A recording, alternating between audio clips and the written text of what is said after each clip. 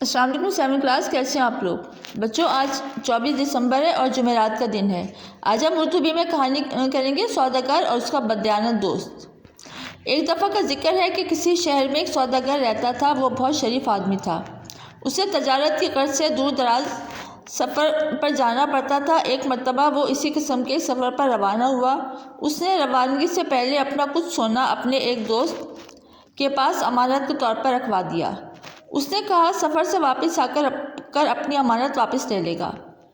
جب وہ سفر سے واپس آیا تو اس نے اپنے دوست سے اپنی امانت طلب کی، لیکن دوست کی نیت میں فتور آ گیا تھا، یعنی کہ اس کے دل میں بے ایمانی آ گئی تھی۔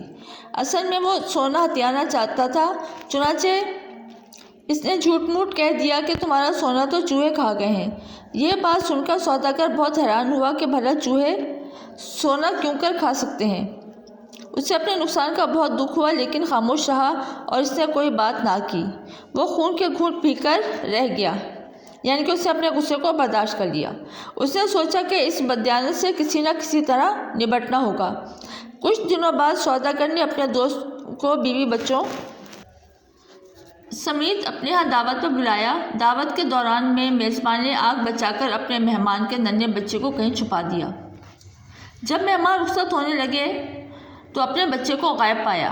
بچے کو بہت تلاش کیا گیا، لیکن وہ کہیں نہ ملا۔ اس نے اپنے میزبان سے پوچھا کہ میرا بچہ کہاں ہے؟